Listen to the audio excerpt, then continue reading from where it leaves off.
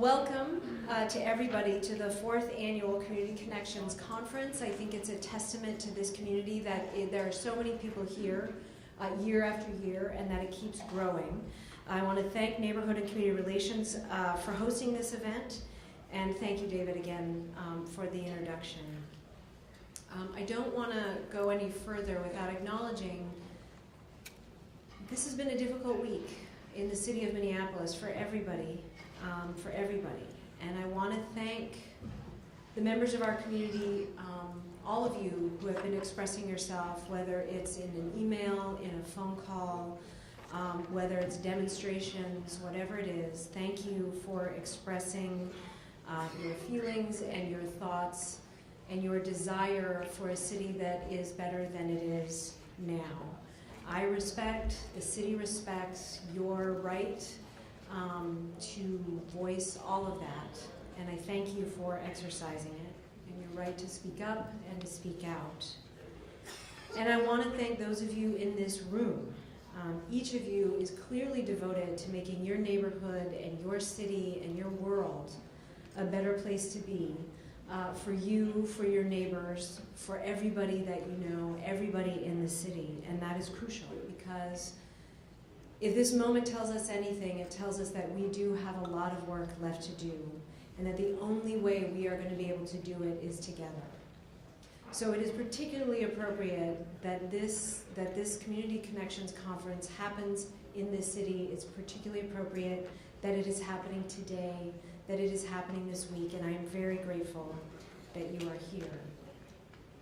Because we as a community have many tools at our disposal to make sure that we have the community that we choose and that we create the community of our choosing.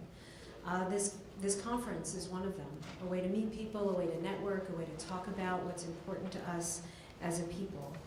And as David mentioned, I do have 3 goals for the city, or 3 things that everything I do gets weighed against. Are we making sure that we are running the city well? Because that basic needs to happen before we can do anything else.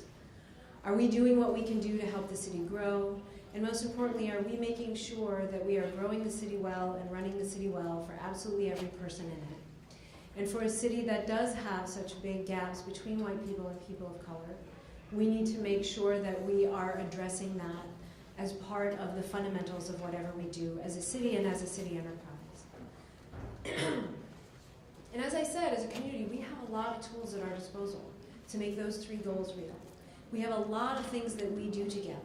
Some of those tools I have and my colleagues here have at our disposal, the tools that we have, the levers at city government that we have and that we are working hard to use, in conjunction with the work you are doing in your neighborhoods and the work that we can do together.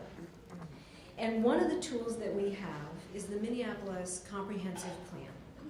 It is an incredibly important tool to help guide the future development of the city of Minneapolis, and your participation in the process is fundamental to making sure that we are running the city well, that we are building growth, and that everybody can contribute to and benefit from that growth and prosperity. Now I'm gonna say something official that sounds a little boring, just to make sure that I get it out of the way. The comprehensive plan provides guidance for designing policies and programs, planning capital improvement projects, reviewing land use and public land transactions, and many other city actions. Okay, thank you very much. That is a boring way of saying something very, very important. I was a little bored reading it, but it's about the foundation of being an awesome city.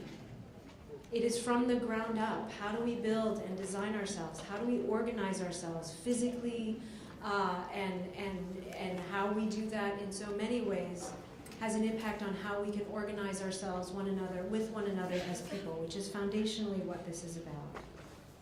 And so as we grow the city, we get to shape our growth in a way that is equitable and is sustainable. That's one of my goals in this comprehensive plan, is to make sure that equity and sustainability are part of that conversation, that we get to ensure that everyone benefits and can contribute to our growth and our prosperity.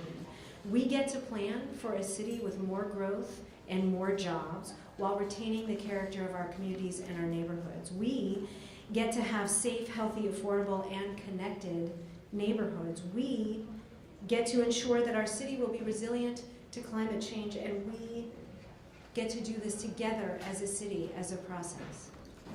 This is an extraordinary invitation for us as a people to come together and think about who we want to be now and 20 years from now, and how are we going to get from here to there. And I am inviting you, and I am asking you to participate in this incredible process, because your participation will be crucial. Without your ideas, thoughts, vision for the city, it's not going to be much, and it's not going to go far. So please, whether you are a resident or a business owner or a developer or anybody else with an interest in growing our city the right way, please help us create an inclusive city that works for everybody.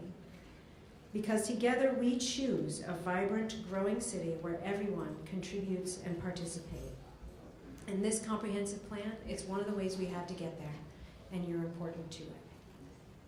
So thank you again for your commitment to the city. Thank you again for being here today. I'm going to ask you to then transfer this energy into the energy of working on our comprehensive plan and make us and our city even more awesome.